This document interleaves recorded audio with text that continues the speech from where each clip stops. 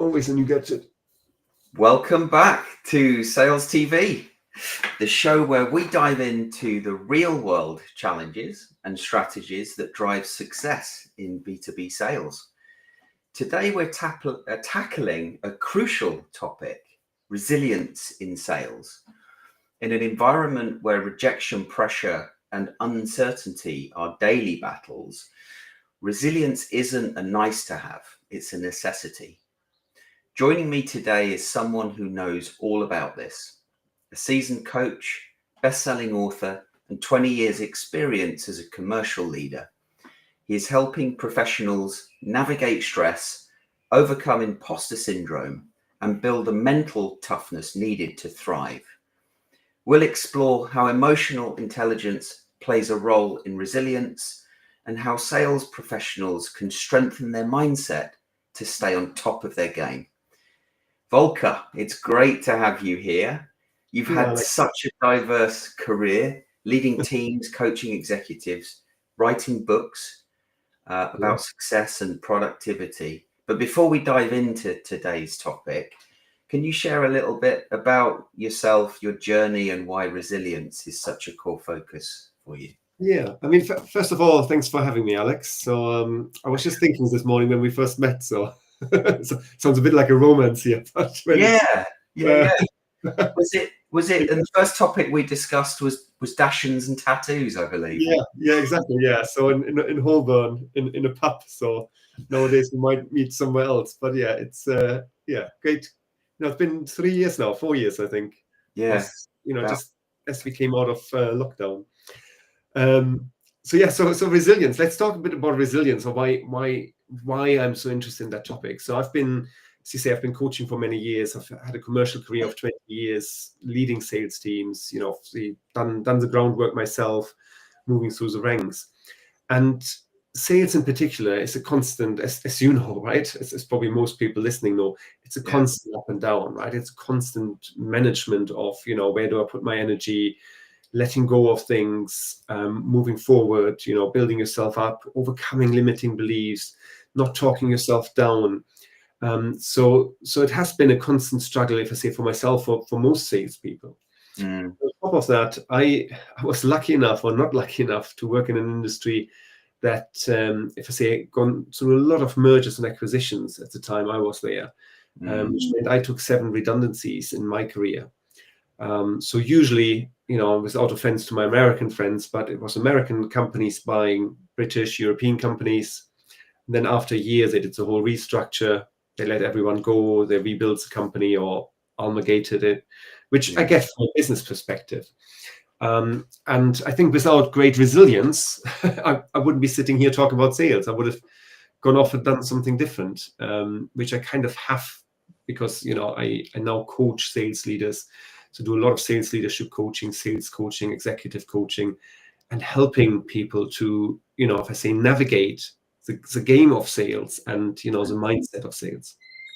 Yeah, it really is a game at times. And it is. I think partly it's healthy to see it as a game that you play, new tactics and strategies in the hope that you win. But for many, it doesn't feel like a game. And they're stuck in the cycle of high levels of stress, struggling with poor mental health, depending on which research you read. I mean, sorry. In terms of mental health, I think that's something totally overlooked in terms of salespeople, right? I mean, we talk so much about mental health and mental health in the workplace. And as you know, I'm a mindfulness practitioner, so I have been meditating for 20 years, which probably helped me build the self-awareness and the resilience. If I say properly, it did help me. I'm also teaching mindfulness. But I remember when I got qualified as a mindfulness trainer, which was just before the pandemic, 2019, taking it to companies was like, well, that's fluffy, right? We don't really like that. Yeah. I since added a therapy degree to my remit, and to work with people, if I say, much deeper, right? But I think, and obviously I'm biased in terms of that, but I think every salesperson should have access to a therapist and a sales coach. One, if I say, to really navigate the mental health issues and the mental health fallout almost from the sales ups and downs, because you're naturally prone to that, right? And then a coach, obviously, to increase the performance and yeah, let's call it the game of sales. I like that. I go with that this morning. Let's, if you don't mind, let's jump around a little bit, because I just want to touch on that topic of mental health, because I do feel it's still a taboo topic in many companies, or at least perhaps not taboo, but they're not leaning into it and taking it quite as seriously as they could for various reasons. And, you know, wellness days and days off don't really cut it, I think. No. You know, it needs to be deeper. I personally believe everyone should have someone like Volker as, you know, employed or, you know, trained to be there to help salespeople navigate a way forward. I naturally would agree, of course, right? But I think you're right, because the problem, I don't know if there's a word for it, right? Call it greenwashing, maybe. I don't know. Greenwashing is more about the you know, the environmental impact, but you know, whatever washing it is, right? But we have these wellness days, you know, we're getting people in to give massages or whatever the case might be, and we go like, oh, this is for well-being, right? But what really helps our mental health? That's a big question. And in my opinion, it comes down a lot to the culture of the organization, right? And the tick box exercise to have a yoga session once a week, or maybe even a mindfulness session, is kind of like, yeah, we've done something, right? It's like a little bit diversity and inclusion, you know, or we hired someone from a different background, right? We do a tick box. And then if we look to, now we mentioned America twice already, but in America, diversity and inclusion is just disappearing because we think we don't need it. And I'm like, this is a step back. Yeah. So I would argue for, you know, almost having like an in-house counselor, as you would have an in-house coach for most companies. So someone who comes in, and a friend of mine does it very successfully, you know, as a counselor. He sits in there, you know, virtually or in real life in a company, and people can come in and confidentially have a chat. And that's something most companies don't do yet. But I would think it's coming. I mean, I had a great discussion last week with someone, and if I say when I was in my heydays of sales, right, that, you know, no one talked about therapy. You know, the word therapy for me only became a thing, if I say, the last maybe 4 or 5 years, maybe probably because of COVID. People, you know, normalized, you know, the word therapist. When I grew up, when I went through my first sales jobs, right, working on proposals until 3 o'clock in the morning, or, you know, whatever we did, right? Yeah. Mental health, no one cared, right? You're tough, right? You pull through, right? But you know, it's not good, you know, and it's people. It definitely feels like the world we live in is changing for the better in that respect. You've only got to look at health generally, and the fact that you know, most you know, of the health system has been looking at fixing you when you're broken, as opposed to helping to prevent. We were talking about nutrition before we went we went live, but I think the same is true for therapy, you know, and let's not wait until you need therapy. Let's ensure that we're taking preventative measures in the professional workplace. Look, you've worked with so many professionals that I'm sure are facing burnout and stress, and the burnout can often creep up on people without them really knowing until it's too late. What are some of the biggest patterns that you see in salespeople that are perhaps struggling with resilience? It's a good question. I don't think there is a pattern as such, right? So I'm working with a VP at the moment, which obviously I can't name him. Mm. But and you know, he might be listening, so I have to be careful what I say. So, but Mhm. it's what you often see is overworking, right? Being really involved in the actual sales process, being Mm. emotional involved in the process, right? Not being able to let go of, if I say, the numbers, the figures. So it's it's essentially the pressure of having to perform, right? Mm. And whether you're a sales leader or an individual, you measure your own self-worth based on, you know, the performance at your job, right? And I think a lot of salespeople do that. That they Mhm. say, I don't hit the target, if I don't achieve, I don't know, a 10, 20, 30% growth year on year, Yeah. I am not good enough, right? Yeah. So then the company, maybe the product, maybe the market condition. But it's a fine line then for a salesperson to go like, I cannot achieve my targets Mm. because the market conditions, because I don't have the support, because the product isn't ready. Because then we're looking for excuses, Yeah. right?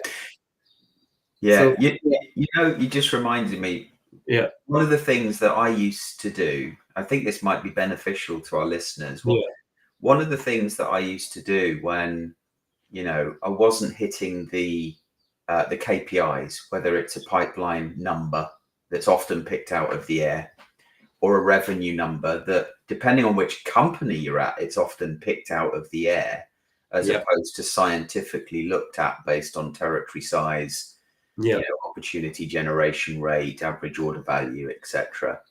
One of the things that I used to do was have my own measures that were kind of lead measures that I was going in the right direction.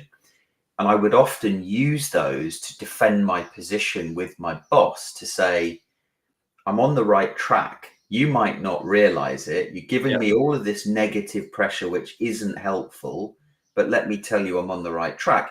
It would make me feel good that I was going in the right direction.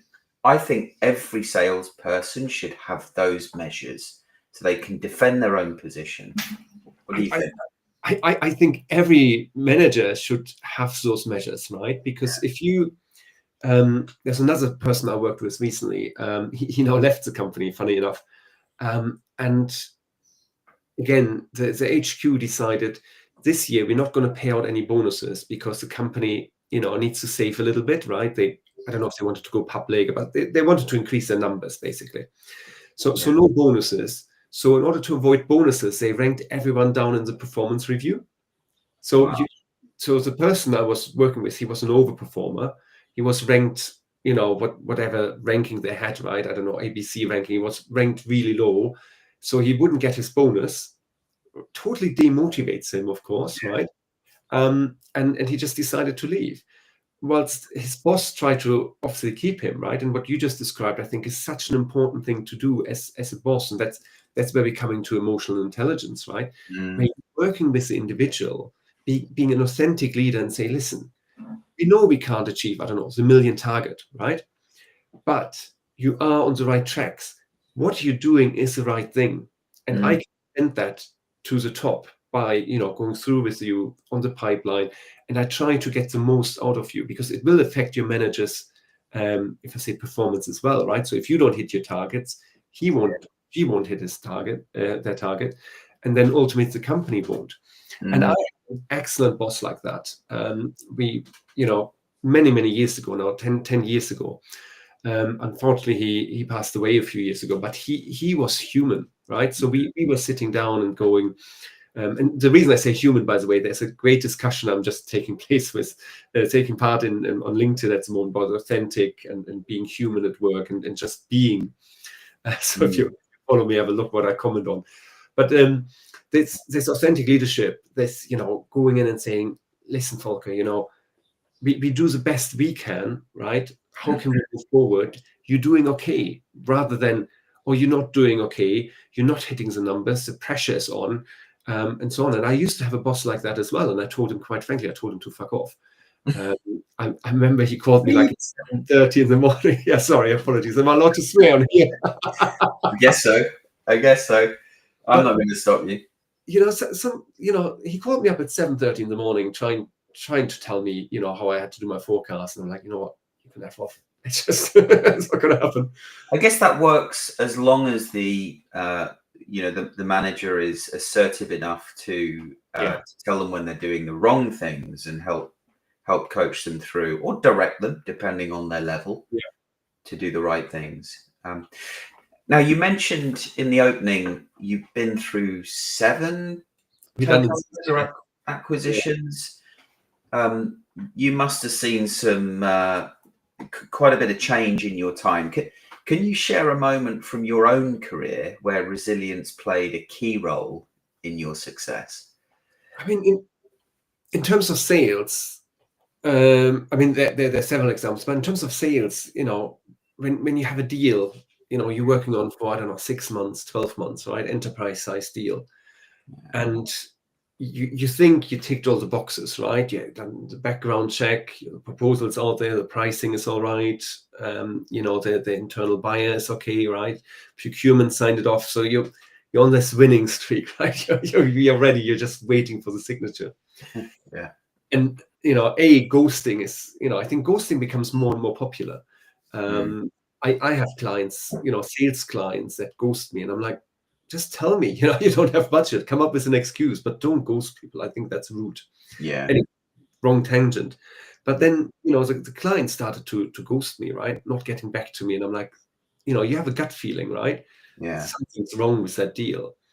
And eventually, I think they had a budget cut or whatever it was. So that deal of several hundred thousands, didn't come through. And what are you going to do, right? You can sit there and, if I say, cry and beat yourself up and get annoyed. But the problem is there was no way you could have predicted that through the process. There was no warning sign whatsoever. So it was, call it unlucky, right? Which is why you try to have more than one of those deals at any one point in time, but they take a lot of time and investment. And then it comes back to resilience, right? Picking yourself up. You might go for a few pints, right? I mean, not that I encourage anyone to drink, but you reset yourself, right? You go like, okay, no line under it, but let's move forward, right? The next deal will work better. Reflect on it, right? What worked well? What are the shortfalls? Talk with your boss, talk with your colleague, go through it and go like, okay, did we miss anything? Was there a warning sign I didn't spot, my boss didn't spot, right? Talk to the clients. You'd be surprised how often the client, especially the main contact, might actually help you as well to go through it and say, you know what, Volker, nothing to do with you. There were budgets cut, new boss over in HQ, right? And they just put everything on hold. And you could be the best salesperson in the world. There's nothing you can do, right? You can just hope that you have a really good relationship with the main buyer and decision maker. That person goes to the next, company and gets you in straight away. But But these are the moments you need to be resilient to pick yourself up, because if you can't, don't work in sales. As simple as that. Right? So let's dig into resilience a little bit and understanding resilience. How would you define resilience in the context of B2B sales? So resilience, and I wrote that definition down, is to be able to adapt, recover, and then face, adversity, right? Face rejection. So in sales, it's all about facing rejection, right? And it's just be able to move on from that. Not, as I said earlier, right? Don't personalize it. Analyze it, but don't personalize it. Don't think, oh, it was me. It was all my fault, right? As soon as you think that's the case, you might as well pack your bags and go and get a different job. What I said earlier, the detachment of self-worth, right, from the outcome. Your self-worth isn't, so some people, with the deal I just described, some people would go lose that deal and go like, oh, I'm shit at sales, I quit sales, this is just not for me. And I've seen people doing that because they couldn't handle it, because their self-worth was associated to that deal. But it's not you. Yeah, that's an important point, actually. And Yeah. certainly for me in my own career early on, I didn't have the self-worth. I mean, it was Yeah. attached to my performance, my success. And yeah, maybe that helped me become a high performing salesperson, but it didn't help me, be the person that I could be, become the person Yeah. I now am today. And I think that's an important, I guess, element of the therapy or the coaching, is to help people identify what's important to them, what makes up their core values and beliefs that they can stand true to when things are good, when things are bad. 100%. I mean, it reminds me of if I say another example of my career. So that was actually my second ever job. So you don't find it. I think I took it off LinkedIn on my CV. Want to be honest in case anyone's listening, any HR people. But it's essentially I worked for a telemarketing company, selling conferences. I did really, really well, but after 18 months, I kind of hit the ceiling. And my boss said, we work something out. We want to keep you, and I was young, right? I'm like, Anthony, if you're listening, I'm really sorry. I should have stayed. But anyway, I decided that the grass is greener, right? I can join the startup. I'm selling business information in emerging markets. Little did I know, the person who owns the company, he was quite frankly, is a maniac. So if you listen, Right. let's not say that. He hired and fired me 3 times in one morning, like coming, Googling things. Oh, you didn't do this, you didn't do that, you're shit. And, I had one of those bosses. I actually made a mistake. He says, oh, you're hired, you can come back and forth, literally all morning. Yeah. And given I was quite young in my career, I'm like, what the fuck's happening? Yeah. Right. And it was the same day we were supposed to have lunch, my wife, or now wife, to discuss to move to Dubai with him. Yeah. And I walked out of his office, and literally 5 minutes later, as if nothing has happened, he goes like, his PA came through and says, we are now ready for lunch. And I'm like, I'm not. I said, I'm taking the afternoon off. Yeah. And I went to the next Nero's. I remember that very vividly on Victoria Street in London. And I sent him a message from my, if I say, semi-smartphone, and I resigned.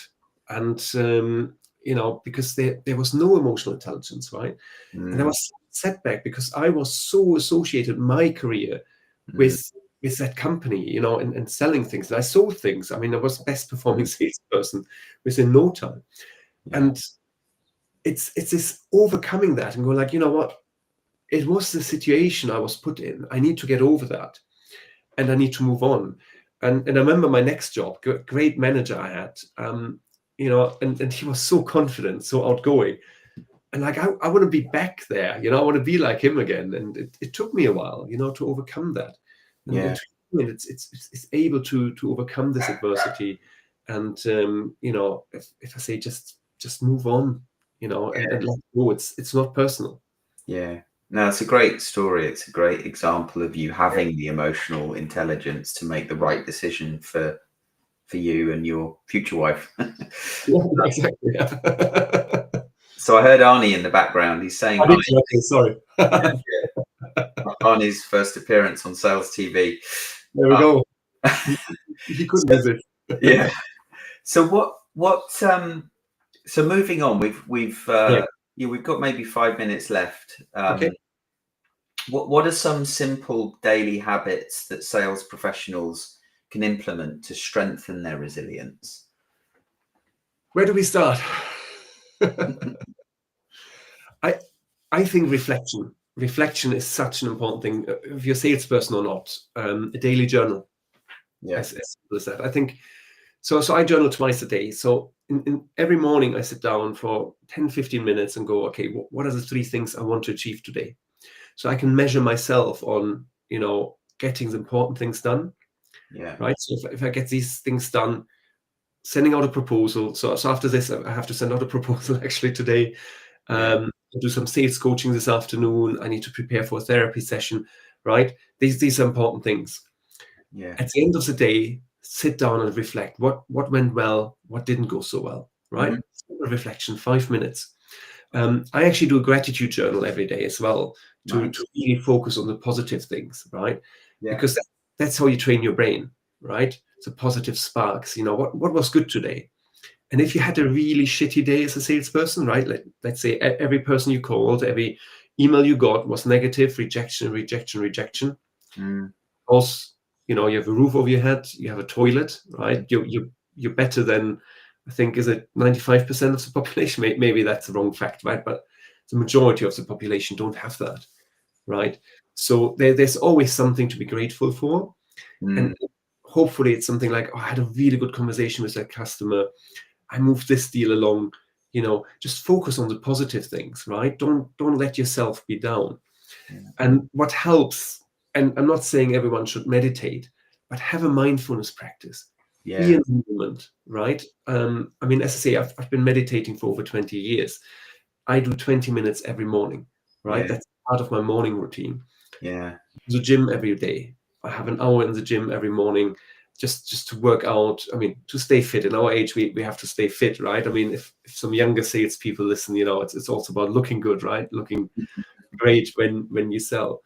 But these things, because they help with self-awareness, they help with emotional regulation as well, right? I mean, we haven't even dived into emotional intelligence, but being able to to understand your emotions, understand what's boiling up, right?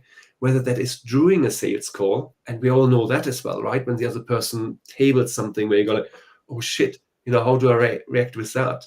To after the sales call, right?